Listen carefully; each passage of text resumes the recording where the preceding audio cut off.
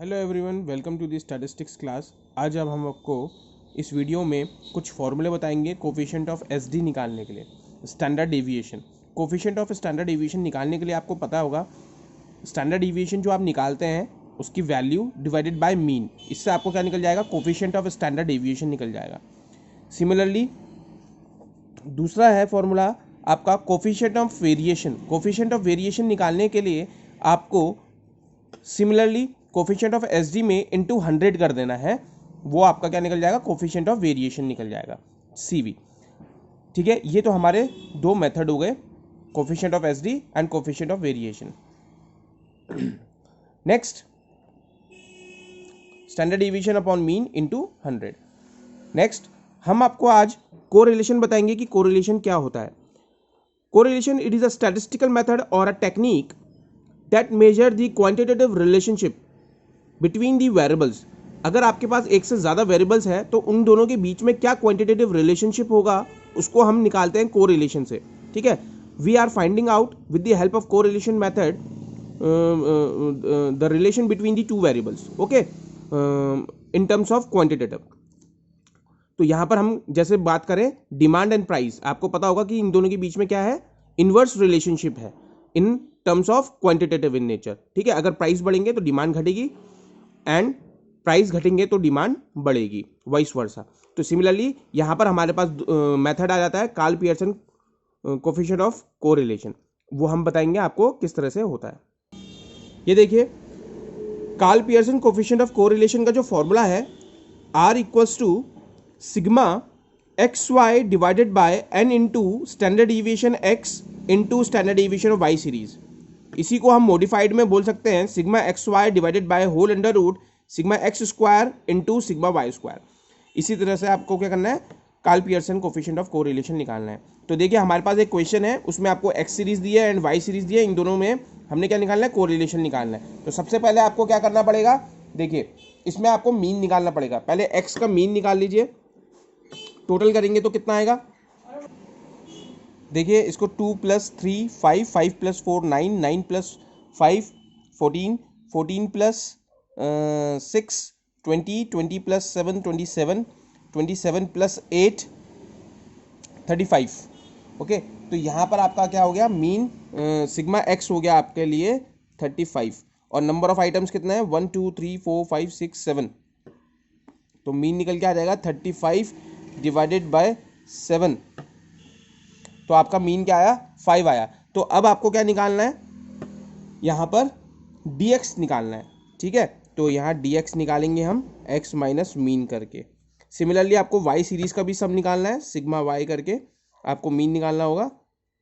देखिए 15, 15 + 4 19, 19 + 9 28, 28 + 10 38, 38 + 10 48, 48 + 10 58, 58 + 8 66 एंड +4 70। तो यहाँ आपका क्या हो गया, 70 आ गया। तो 70 डिवाइड बाय 7 इक्वल्स टू 10, यहाँ आ गया dy। आपको निकालना पड़ेगा y माइनस वाई मीन। ठीक है, तो यहाँ मीन हमको पता है 5 है, तो x माइनस 5 यहाँ माइनस में आएगा, माइनस का 3 माइनस का 2 माइनस का 1 0 1 2 3 पॉजिटिव में आ गया। सिमिलरली यहाँ पर क्या है 10 है आपके लिए, तो माइनस का 6 माइनस का 3 माइनस का 2 माइनस का 1 0 4 8, ये आ गया। अब आपको क्या करना है, इसका स्क्वायर करना है, dx square and dy square. ठीक है, देखिए 3 3 9 2 2 4 1 0 1 4 9। यहाँ पर सिमिलरली इसका भी स्क्वायर करेंगे, 36 9 4 1 0 16 64। ठीक है, इसका आपको सम करना पड़ेगा। देन आपको क्या करना है, एक्स वाई निकालना है। एज पर दी फॉर्मूला आपको सिग्मा एक्स वाई निकालना है, तो आपको क्या करना है, D X into D Y करेंगे, तो आपको क्या आ जाएगा, एक्स वाई निकल जाएगा। 3 × 6 18 6 2 0 0।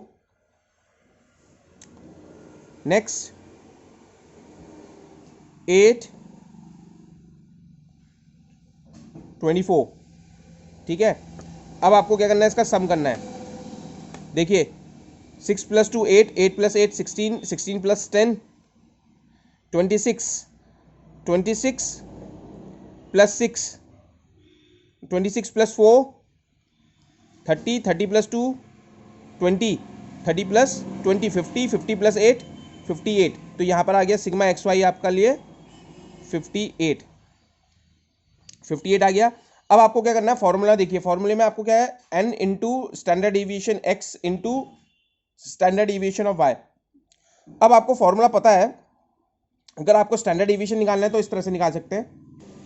देखिए स्टैंडर्ड डिविएशन का जो फॉर्मूला है, sigma D X square upon N and sigma D Y square upon N, ये आपका स्टैंडर्ड डिविएशन निकल जाएगा एक्स और वाई का, वाई सीरीज का। तो देखिए डी एक्स स्क्वायर आपका कितना है, सम 9 plus 1 4 10, 10 plus 4 14, 14 plus 1 15, 15 plus 4 19, 19 plus 9 28, ये हो गया आपका 28। एंड डी वाई स्क्वायर का आपका टोटल सम कितना होगा, 36 प्लस 9 प्लस 4 प्लस 1 10, 10 ये हो गया, 40 ये हो गया, ठीक है, 40 40 प्लस 10 50, 50 प्लस 10 60, 60 प्लस 10 70, 76, ये हो गया आपके लिए 130। तो ये हो गया टोटल 130, ठीक है। तो इसी तरह से आपको करना है। अब यहाँ पर 28 डिवाइडेड बाय 7 करेंगे आप,